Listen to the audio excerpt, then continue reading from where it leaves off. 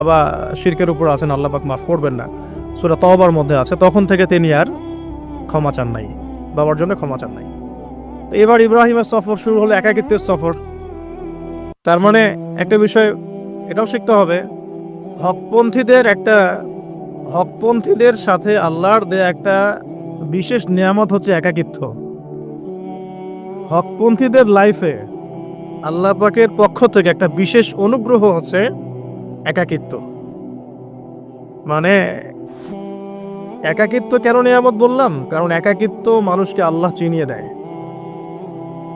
অনেক আলেম দেখবেন যারা জেল টেল খেটে বের হয়েছেন, তারা সবাই একটা কথা বলবেন, জেলখানায় আমরা আল্লাহকে চিনেছি। সব আলেমরা এই কথা বলে যারা ওখান থেকে বের হয়ে আসে। কারণ একাকিত্ব মানুষকে গভীরভাবে ভাবায়, আল্লাহকে পাওয়ায়, আল্লাহর কাছে দোয়া করতে শেখায়, মানুষকে বোঝায় যে আল্লাহ ছাড়া কেউ নাই সাহায্য করার। তো যারা হকপন্থী হয়, একাকিত্ব তাদের বরণ করতেই হয়।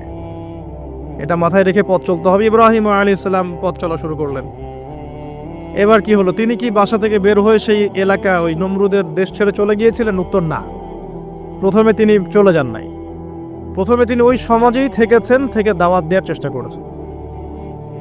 তিনি ওই সমাজেই থেকেছেন, থেকে দাওয়াত দেওয়ার চেষ্টা করছেন, ঠিক মুহাম্মদ সাল্লাল্লাহু আলাইহি ওয়াসাল্লামের মতো। সমাজের মানুষ যখন নির্যাতন নিপীড়ন করছেন, তিনি কি শুরুতেই সমাজ ছেড়ে বের হয়ে চলে গেছেন? না, 13 বছর দাওয়াত দিয়েছেন। কত বছর?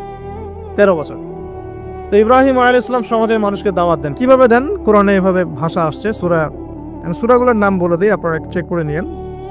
সূরা আম্বিয়ার মধ্যে আসছে, সূরা সফফাতের মধ্যে আসছে, সূরা আনআমের মধ্যে আসছে। তো তিনি দাওয়াত দেন এভাবে যে ওয়াইজ ক্বালা ইব্রাহিম, যখন ইব্রাহিম বললেন লিআবিহি ওয়া কওমিহি, তার বাবাকে